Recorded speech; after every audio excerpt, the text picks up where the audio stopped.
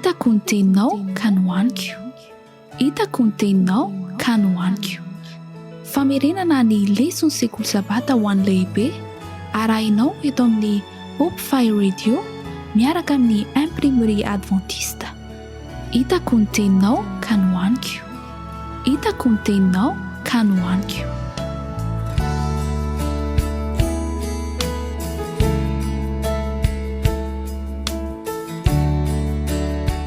Mirabantsika indray ry mpiara-mianatra malala manaraka ny Hope Fire Radio ankehitriny. Iaraka amerina eto ny lesona sekoly sabata isika. Ary ny mpanomponareo Jean-Jacques Andriamparina no manolotra izany amin'ity anio ity. Melohan'ny amerinantsika ny lesona nefa amin'izao sabata izao izay farana ty telo volana ity dia manasa anao aho hiary hanondrika ny lohanao hiary hivavaka izany.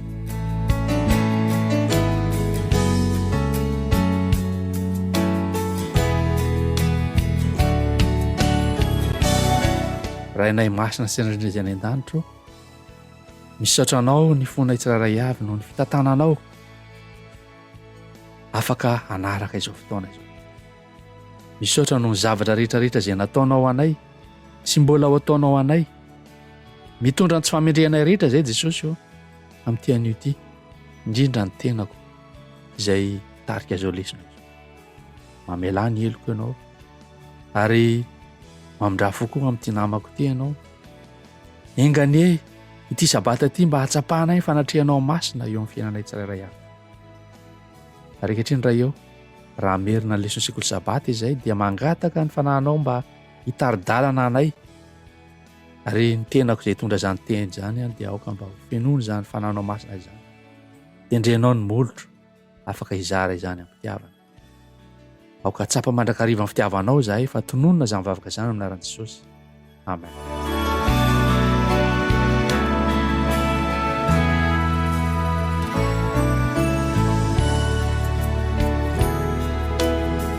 Lesona fahatelo ambin'ny folo no averintsika ny lohateny izany dia hoe ny fitiavana no fataterahany lalàna. Ny tsenjerantsika tamin'ity herinandro ity dia tena namintona mihitsy an'ity lesona ity. Zao zany tsenjery zany efa haitsika tsenjery angamba zany raha tokony ho izy hoe aza vela.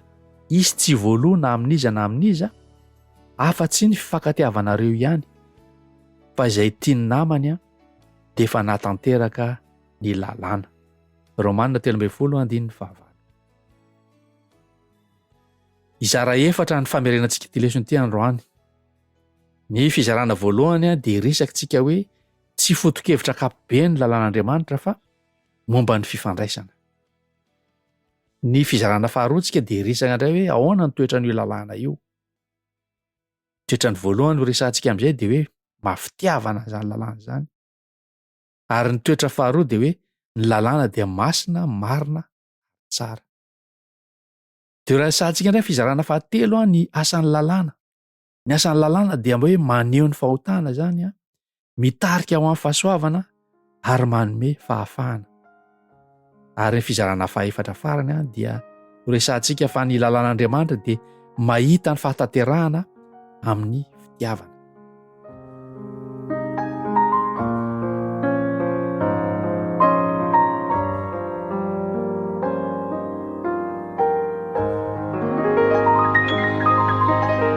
Manasantsika ary hiditra avy hatrany amin'ny fizarana voalohany amin'ity lesona ity. Tsy foto-kevitra ankapobeny ny lalàn'Andriamanitra fa momba ny fifandraisana. Tsy fitambarana fitsipika izay tsy misy heviny ny lalàn'Andriamanitra fa didy sy toromarika izay natao asoantsika tokoa izany. Anisan'ny fanehoan'Andriamanitra ny fitiavany mihitsy ny lalàny. Andeha ny hojerentsika kely ny nanomezana an'ity didy folo ity ho an'ny vahoakan'i Israely teo tendrombohitra Sinay. Ary rehefa mamaky an'io didy folo amin'ny Exodosy 20 tsika dia ilayntsika ny mandray ny toe-javatra mialoha izay voalaza amin'ny Exodosy 20 tamin'ny nanomezana an'izany didy folo izany. Hatramin'ny natongavan'ny Israely teo amin'ny efitra Sinay ry mpiara-mianatra malala dia izao ny resaka izay nataon'i Kristy nataon'Andriamanitra tamin'ny Mosesy teo amin'ny tendrombohitra Sinay dia nilaza an'izao hoe manamafy ny hevitra n'izany momba ny fifandraisana izany, fifandraisana izay maneho fifanekena eo amin'Andriamanitra sy ny vahoakan'Israely. Andriamanitra dia nilaza tamin'ny Mosesy fa tokony ho lazaina amin'ny zanak'Israely izao teny izao, araka ny voalaza eo amin'io Eksodosy 7 io, ny 1:4 ka hatramin'ny 9. Izao mivaka an'izany teny izany hoe koa ankehitriny raha hihaino feoko tokoa ianareo ka hitandrina fanekeko dia ho rakitra soa ahy, mihoatra no firenena rehetra ianareo, fa any tany rehetra dia ho fanjakam-pisorona sy firenena masina ho ahy ianareo. Ireo tenin'ireo no lazainao amin'ny zanak'Israely. Mahavariana ry havana ny fiteny izay mifandraika amin'ity andininy ity.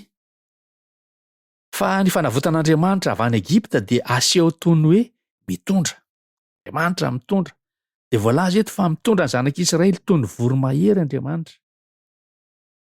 Mahaliana ihany koa ny mahita fa ny fifantohana eto dia tsy amin'ny hoe miala fotsiny ilay vahoaka avy any Egipta makany amin'ny tany nampanantenaina, fa ny hevitra fototra fonosin'ilay izy dia izao hoe nentina eo amin'Andriamanitra mihitsy reto vahoaka reto.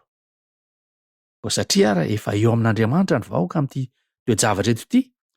Ny vahoakan'Israely izany dia asaina mitarina ny fifanekena amin'Andriamanitra amin'ny hevitra manokana amin'ny fiainoana ny feon'Andriamanitra. Ny matoa teny Hebreo hoe Shema, izay mamaritra bebe koa ny hetsika amin'ny fiainoana na hoe miaino ny feony no ambara eo amin'ny teny io. Misy dikateny sasany koa anefa izay mandray an'io teny io ho toy ny hoe mankatoa. Raha ohatra zany ka atambatra ireo hevitra anankiroa ireo dia izao hoe raha manapa-kevitra ny hiaino ny feon'Andriamanitra ianao ka ankatoa sy hitarina izany, dia ho fananan'Andriamanitra, ho fananan'Andriamanitra manokana.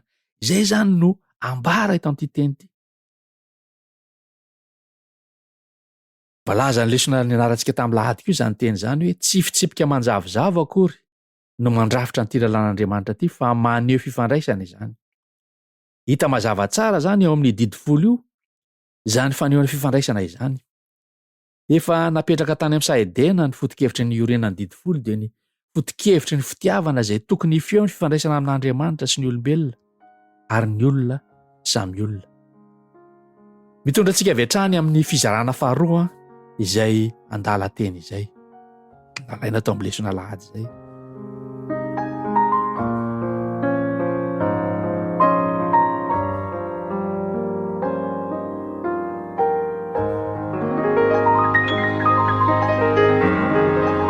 Ny fizarana faharoa dia ny hoe toetrany lalàna. Resana voalohany amin'izay toetrany lalàna izay dia ny fitiavana grand F sy ny fitiavana petit F. Zava-dehibe ny manamarika fa alohan'ilay lisitra izay milaza hoe aza na hoe tsy tokony ao amin'ny 10 dia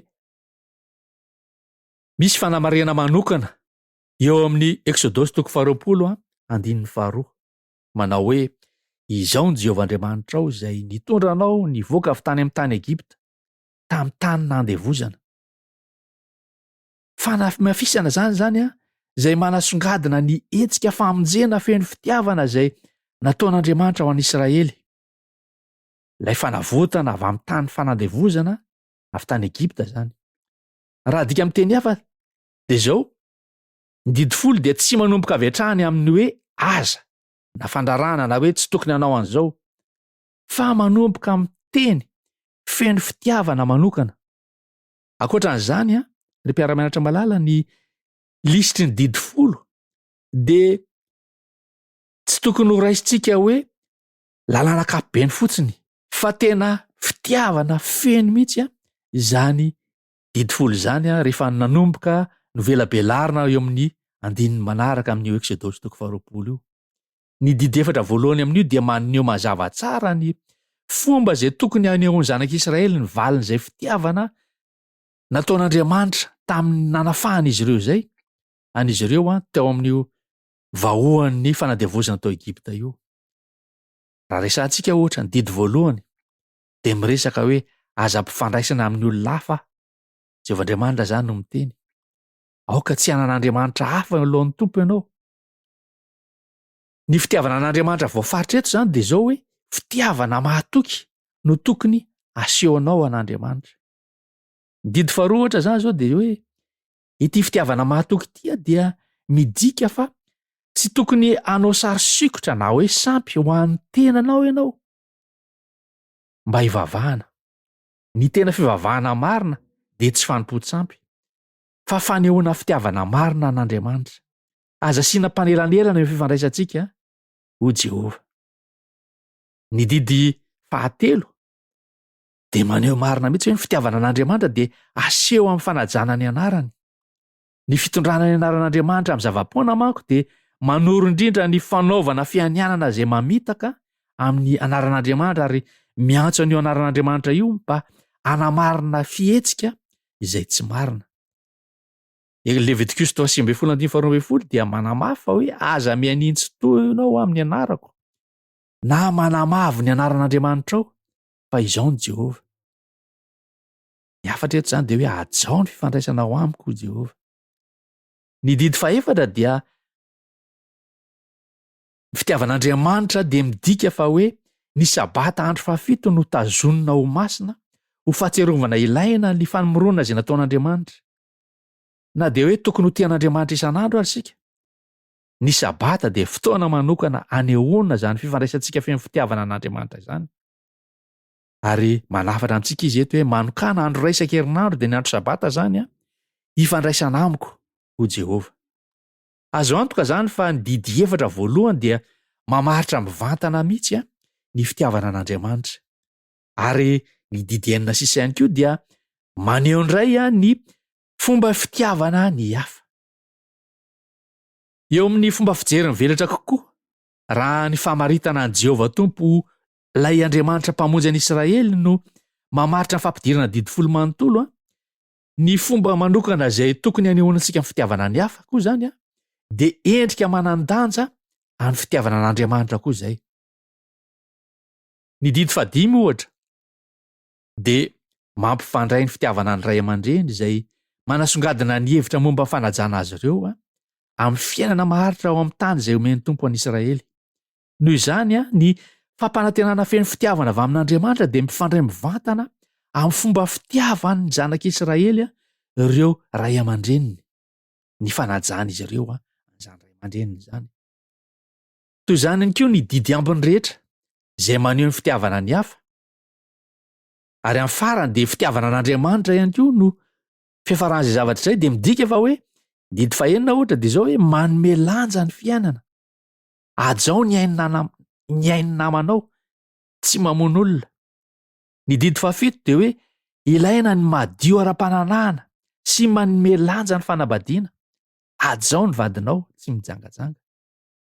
Ny didy fahavalo dia hoe ilaina ny manaja ny hafa. Ajao izay fananany namanao, tsy mangalatra. Ny didy fahasivy dia hoe ilaina ny mijoro marina momba ny namanao. Ajao ny asony namanao, tsy mijoro vavolombelona mandainga aminy. Ary ny didy fahafolo dia hoe ilaina ny mikolokolo faniriana voaforona fanahy feno fahafaham-po fakasitrahana ny namanao fa aza mitsiritra azy. Tsy mitsiritra izany izay any namanao. Tsika eto izany fa ny didy folo dia fanehoana fitiavana, no indrindra fitiavana an'Andriamanitra ary fitiavana ny olombelona. Ny toetran'ny lalàna faharoa dia hoe masina sy marina ary tsara izany lalàna izany. Taratry ny toetran'Andriamanitra io didy folo io. Tsy maneho ny fitiavany fotsiny izany, fa ireo toetra hafa an'Andriamanitra rehetra ihany koa dia voalaza fa maneho an'izany didy folo izany. Izao voalaza amin'ny Romana 7:12 hoe koa dia masina tokoa ny lalàna ary masina ny didy sady marina no tsara. Reto toavy izany toetran'Andriamanitra izay voalaza eto izany hoe voalohany indrindra ny fahamasinany.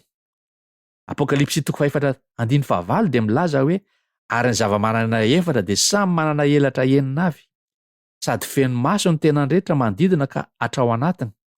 Ary tsy mitsahatra andro aman'alina izy manao hoe masina, masina, masina ny Tompo Andriamanitra tokoa. ilay talosa ankehitriny ary ho avy. Toetran'Andriamanitra faharoa izay ambara eto dia hoe ny fahamarinana. Voalaza amin'ny Jaona 7:20 zany hoe ary ho any reto no hanamasinako ny tenako mba hanamasina ny fahamarinana ho azy. Feno zany fahamarinana zany Andriamanitra. Toetran'Andriamanitra fahatelo dia hoe ny fahatsarany. Voalaza amin'ny Luka 8:20 dia hoe fa ho Jesosy taminy nahoana aho no ataonao tsara? Tsy misy tsara afa-tsy iray ihany dia Andriamanitra.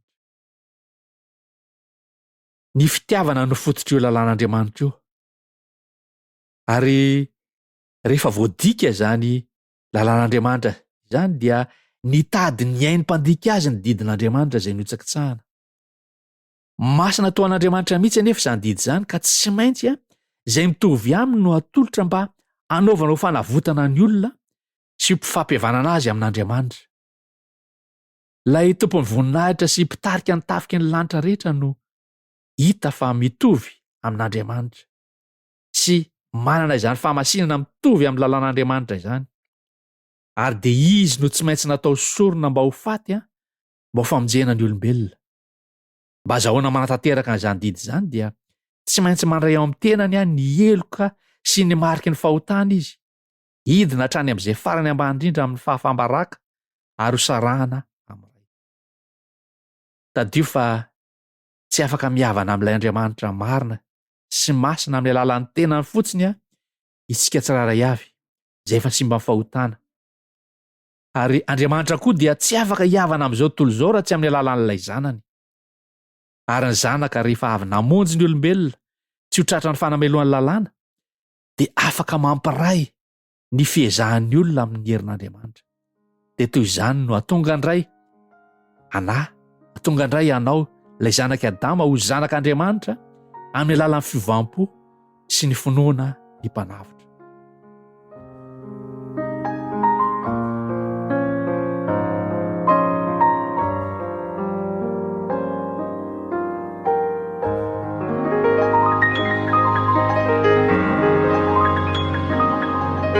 Mitondra antsika avy hatrany indray amin'ny fizarana fahatelo izany fanambarana izany hoe inona ny asan'io lalàna io. Ny asan'ny lalàna dia resantsika anankitelo eto hoe maneho ny fahotana, mitarika amin'ny fahasoavana ary manome fahafahana. Maneho ny fahotana izany lalàna izany. Tsy hoe fahotana ny lalàn'Andriamanitra fa mampiharihary ny fahotana kosa sy ny mampanotantsika. Zao ny voalaza amin'ny Romana 7:17 manao hoe inona ary no lazaintsika? Ota va ny lalàna? Sanatria izany hoy izy Paoly eto. Kanefa izao tsy nalalany ota aho raha tsy tamin'ny lalàna satria tsy fantatra akory ny fitsiriritana raha tsy ny lalàna no nanao hoe aza mitsiriritra. Tsy misy afa-tsy ny lalàna zany no mahay maneho amintsika ny ilantsika tokoa ny famonjena sy ny fanavotana. Dia ny famonjena sy ny fanavotana avy amin'ny Kristy irery ihany. Arak'izany tsy manafoana lalàna amin'ny finoana mihitsy isika ry mpiara-mianatra malala fa vao mainka aza mampiorina tsara izany isika tsiraray avy izany finoana izany. Tsy misy fiarovana na fiadanana na fanamarinana ao amin'ny fandikanany lalàna. Tsy afaka manantena ny omendrika hijoro ny rian'Andriamanitra sy eo amin'ny fiadanana aminy amin'ny alalan'ny fahamendrehan'i Kristy ny olona anankiray raha mbola manohy manota. Tsy maintsy mitsahatra amin'izany fandikana ny lalàna izany izy ary mahatoky marina. Rehefa mijery amin'ny fitaratra lehibe ara-moraly ny mpanota anankiray dia mahita ny lesoky ny toetrany ary hitany amin'ny tena endriny izany toetrany maloto izany. Ary dia tsapany fa voatsindry ny fanamelohana izy. Kanefa tsy afaka manala ny helony izy na mamela azy ho afaka amin'izany fandikana lalàna izany fa tsy maintsy manaraka dingana lavidavitra kokoa izy dia ny fanatonana an' Jesosy Kristy. Ny asan'ny lalàna faharoa dia mitarika antsika ho amin'ny fahasoavana.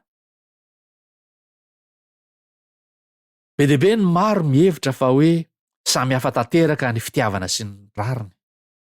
Ary dia toy izany ihany koa ny heverin'izy ireo fa mifanohitra ny fahasoavana sy ny lalàna. Ny marina nefa dia izao, samy manana ny anjara asany izy ireo. Ny lalàna no mampianatra antsika hayanavaka ny tsara sy ny ratsy ary maneho ny fahotantsika. Ny fahasoavana indray no mamela heloka antsika rehefa mandika izany lalàna izany sika ary mahatonga antsika hanohy hisafidin'ny tsara. Ankoatran'izany dia miara-miasa amin'ny tanjona anankiray izy ireo. Miasa ao anatintsika fahasoavan'Andriamanitra amin'ny lalan'ny fanahy masina dia manoratra ao am-pontsika ny lalàna.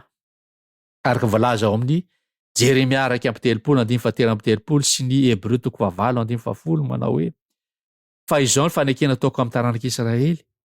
Rehefa afaka izany andro izany, ho Jehova, dia ataoko ao an-tsainy ny lalàko sady hosoratako ambony. Ary izao Andriamaniny ary izy ho oloko. Ny lalàna kosa indray dia mampiseho antsika ny fahotantsika ary mitarika antsika ho eo amin'ny Kristy, izay azahoantsika famelan-keloka. Araka ny voasoratra hoe: koa dia ny lalàna no mpitaiza antsika ao amin'ny Kristy, mba ho hamarinina noho ny finoana isika. Galatiana 4:1-4. Fanomezana maimam-poana avy amin'Andriamanitra ry havana ny famonjena. Fahasoavana no ilazana an'izay. Tsy mitandra lalàna mba ho vonjena isika, fa satria tsika efa voavonjy dia mankatoa an'izany lalàna izany, satria ny tenin'Andriamanitra dia miteny hoe: raha tia ahy ianareo dia tandrina ny didiko, ary ametraka ny fiainantsika hifanaraka amin'ny sitrapon'Andriamanitra.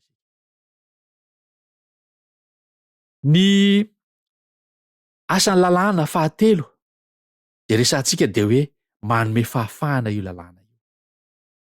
Ambaran'i Jakoba hoe lalàn'ny fahafahana ny lalàna. Araka voalaza amin'ny Jakoba 2:12 manao hoe: aoka ianareo hiteny sy hanao arak'izay mametrika anareo izay olona ho tsarain'ny lalàn'ny fahafahana. Rehefa dinihana ny lalàna ry mpiara-mianatra malala, araka ny voalaza ao amin'ny Deutéronomie 5:10-12 dia manome antsika antony izay tokony hitandremana azy Mosesy eto. Izao ny voalaza an'io andininy io, Deutéronomie 5:10-12 hoe: ary tsarovy fa andevo tany amin'ny tany Egipta ianao, ka tanana mahery sy sandrina hintsitra no nitondran'i Jehovah Andriamanitra ao anao nivoaka avy tany.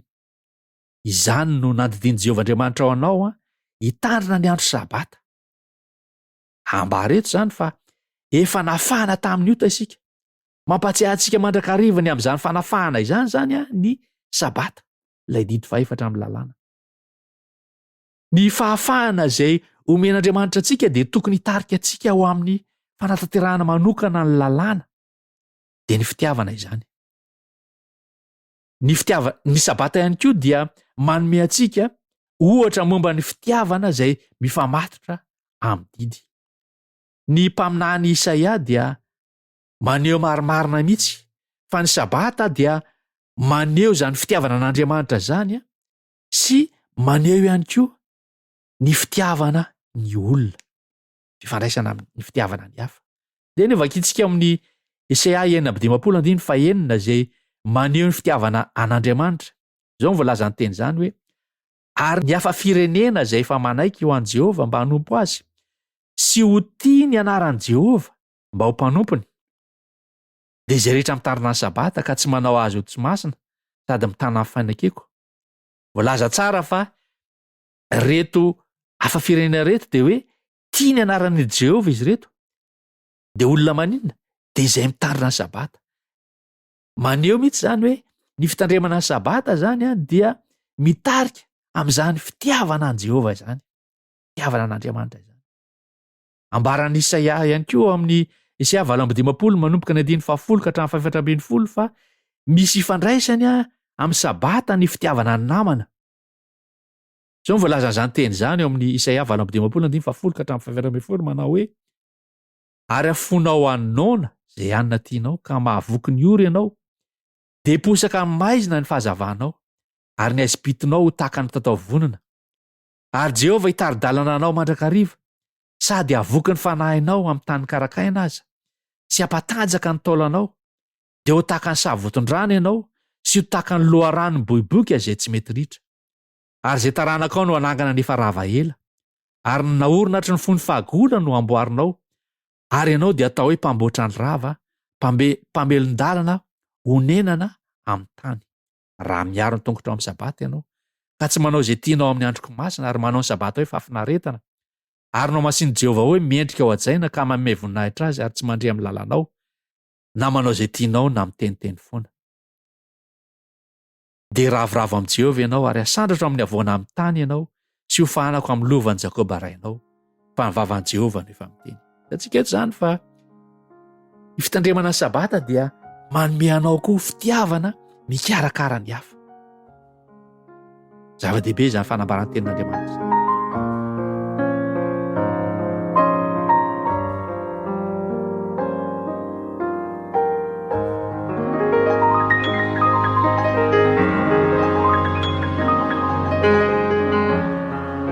Ny fizarana fahefatra farany indray ary no resantsika ary iara-mianatra malala ankehitriny. Lohateny izany dia hoe ny lalàn'Andriamanitra dia mahita ny fahatanterahany amin'ny fitiavana. Ny apôstôly Paoly dia manasongadina ny hevitra momba ny fahatanterahany lalàna ao amin'ny Romanina sy ny Galatiana. Rehefa avy nananatra ny Galatiana ny apôstôly Paoly mba hifanompo amin'ny alalan'ny fitiavana dia manazava fa tanteraka amin'ny teny iray ihany ny lalàna rehetra dia izao izy tiava ny namanao tahaka ny tenanao. Amin'ny Galatiana 5:4 misy an'izany teny izany. Raha adika amin'ny teny hafa izany dia izao hoe ny lalàna rehetra dia tanteraka amin'ny teny iray dia izao tiava ny namanao tahaka ny tenanao. Toy izany ihany koa ao amin'ny Romana 4:4 Paoly dia miresaka toy izao mba hatanteraka ny fahamarina ilain'ny lalàna amintsika izay tsy mandeha araka ny nofo fa araka ny fanahy. Ny fepetra izay aradrarany takiany lalàna izany dia tanteraka ao amintsika rehefa mandeha amin'ny alalan'i Kristy mangataka ny herin'ny fanahy masina isika. Ao amin'ny Romanina 13:10 manomboka ny 9 ka hatramin'ny 10 Paoly dia manonona indroa ny fitiavana ho manatanteraka ny lalàn'Andriamanitra. Dia vakiantsika izany teny izany ao amin'ny Romanina 13:9 ka hatramin'ny 10. Zao vakan'izany teny izany milaza Jesosy hoe aza vela izy tsy voaloana amin'iza na amin'iza afa-tsy ny fifankatiavanareo ihany fa izay tiany namany dia efa nahatanteraka ny lalàna. Fa ny hoe aza mijangajanga, aza mamono olona, aza mangalatra, aza mitsiritra zavatr'olona mba mididi hafa rehetra dia samy efa ao anatin'izao teny izao hoe tiava ny namanao tahaka ny tenanao. Ny fitiavana tsy manisy ratsy ny namana ka dia ny fitiavana no fahatanterahany lalàna. Antsika eto izany fa naverin'ny Paoly indroa mihitsy izany hoe ny fitiavana no fahatanterahany lalàna.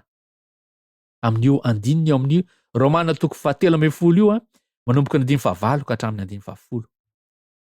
Toy izany ihany koa raha ohatra ka jerentsika amin'ny dikateny hafa io andininy io hoe aza manana trosa amin'olona afa tsy ny hifankatiavana ihany. Fa izay tiany hafa no efa nahatanteraka ny lalàna. Fa ny didy hoe aza mijangajanga, aza mamono olona, aza mangalatra, aza mijoro vavolombelona mandainga, aza mitsiritra. Ary raha misy didy hafa dia voafitona amin'izao teny izao dia ny hoe tiava ny namanao tahaka ny tenanao. Ny fitiavana tsy manao ratsy amin'ny namana, koa ny fitiavana no fahatanterahany lalàna. Nadika avy tamin'ny teny anglisy New King James Version izany izay dikateny izay. Eo amin'ny andininy ambony ao amin'ny Romana 13:10 io manomboka amin'ny 1 ka hatramin'ny 7 dia miresaka ny adidin'ny kristianina manoloana manam-pahefana sivily ny apôstôly Paoly. Ary dia miala amin'izay adihevitra momba ny adidin'ny kristianina izay izy, izay ahitana ny hoe fandoavana hetra araka voalaza eo amin'ny 9 sy 7 amin'ny Romanina 13:10 io. Fa manomboka eo amin'ny 9 izay nivakiantsika teo dia makany amin'ny adidin'ny kristianina amin'ny fitiavana indray Paoly. Ary dia mampiasa ny fiteny momba ny trosa ihany koa izy eto hoe trosa rabola amin'ny adihevitra anankiroa. Anankiray izany trosa rabola anatrehan'ny fanjakana. Fa le resaka anankiray izay aseho amin'ny Paoly faharoa eto indray dia trosa rabola mikasika ny adidin'ny kristianina amin'ny fitiavana. Ny kristianina zany izy eto dia izao tsy tokony hamela trosa hijanona afa-tsy ny iray ihany zay tsy azo aloha mihitsy. Ity trosa anankiray ity zany de tsy azo aloha mihitsy, de ny trosa ny ifankatiavantsika amin'ny hafa. Ny adidy amin'ny fitiavana zany de tsy misy fetra mihitsy zany. Tsisy fetra zany fitiavana zany. Toy ny trosa rabola zay midika adidy amin'ny olona na fikambanana hafa. Ny lalàna de mametraka ny hoe tsy maintsy andoavana zany trosa izany. Ary ao amin'ity tontolo lalàn'Andriamanitra ity zay miresaka manokana ny amin'ny didy farany, didy 5 farany zay mikasika ny fifandraisantsika amin'ny namantsika, izay mihoatra noho ny adidintsika amin'ny fianakaviantsika manokana, ray aman-dreny zany ohatra. De zao, ny fototr'izay adidy zay mitohy de ny trosa mikasika ny fitiavana. Zay manazava an-tsejerintsika amin'ity herinandro ity manao hoe aza avela izy tsy voaloana amin'iza na amin'iza, afa-tsy ny amin'ny fifankatiavanareo ihany, fa zay tiany namany de efa natanteraka ny lalàna. Ilaintsika zany mandroso trosa mandrakarivany amin'izany fitiavana izany. Ataovy tsapantsika fa manatrosa amin'ny olona io tsika. Zany fitiavana izany no trosa izay omentsika azy. Tsy mety lany zany trosa izany. Tsy mety tapitra zany trosa izany. Zay ny afatra lehibe zay nentin'ity lesona zay nianarantsika tamin'ity lesona 17 ity, hoe aza avela isa tsy voaloha amin'iza na amin'iza, afa-tsy ny fifankatiavanareo ihany, fa zay ny tiany namany de efa natanteraka ny lalàna. Lohateny lesona moa dia mazava tsara. Rehefa nianatra zay lesona zay tsika zany de hitantsika tsara, voarentsika tsara zany ny hevitry ny lesona hoe ny fitiavana no fatanterahana ny lalàna. Ary io fitiavana io de trosa tsy mety lany eo amin'ny fiainantsika io. Alohantsika foana io amin'ny hafa. Alotsy foana, tsy akijanona, aloha tsy akijanona. Zay ny fatanterahana ny lalàna, ny fanehoana. Hotahiranay zany teny zany asoantsika tsiraray avy, ary enganetsika tsiraray avy mba aneo fitiavana namantsika mandrakariva tokoa, ary aneo ihany koa ny fitiavana n'Andriamanitra zay manome antsika aina sy fofinaina, mikarakara antsika, manome antsika zao fitahiana rehetrarehetra zao.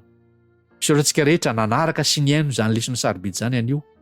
Manao fotoanantsika indray amin'ny manaraka ny namanareo Jean-Jacques Andriamparana. Hiaraka hivavaka isika eto am-pamaranana izao fotoana izao.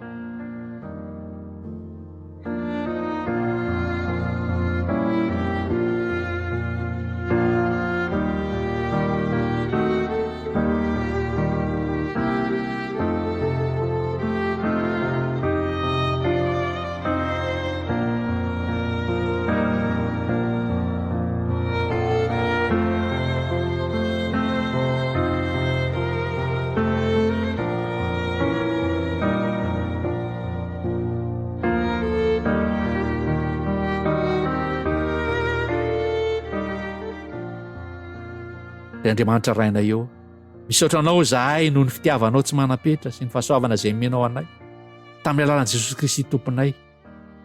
Nahita ny fahalavonay ianao, nefa tsy navelanao very izahay. Menao anay ny fahasoavana, fahefana ho amin'ny famonjena ary fiadanana ho amin'ny fanahinay. Misaotra anao zahay Jesosy io, fa tsy amin'ny herinay na ny fahatsaranay no namonjenao anay, fa amin'ny hatsaram-panahinao sy amin'ny famarinana zay atolotry Kristy ho anay. Andriamanitra, ampio zahay hatakatra fa ny lalànao dia fanehoana ny fitiavanao sy ny famarinanao. Tianay ny ankatoanao, tsy mba amin'ny tahotra na amin'ny teritery, fa amin'ny fitiavana, satria tianao zahay. Ampianaro zay handeha amin'ny famasinana, hanatanteraka ny sitraponao amin'ny fofeny fahazotoana sy fankasitrahana. Aza vela ho sarotra aminay ny anaraka ny lalànao, fa soraty eo am-ponay zany, mba ho fahazavana amin'ny taridalana anay amin'ny fiainana. Misaotra anao zahay noho ny fahasoavana sy ny fahafahana manaraka anao. Raisy tompo izao vavaka saratra izao noho ny amin'ny anaran'i Jesosy Kristy. Amen.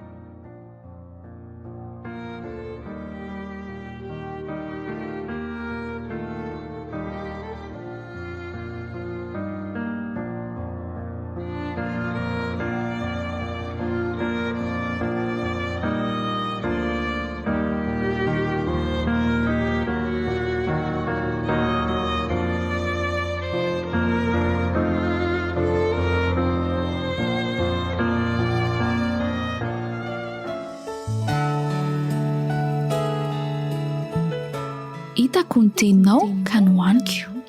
Hitako ny teninao ka nohaniko. Famerenana ny lesona sekoly sabata ho an'ny lehibe arahinao eto amin'ny Hope Fire Radio miaraka amin'ny imprimerie adventiste. Hitako ny teninao ka nohaniko. Hitako ny teninao ka nohaniko.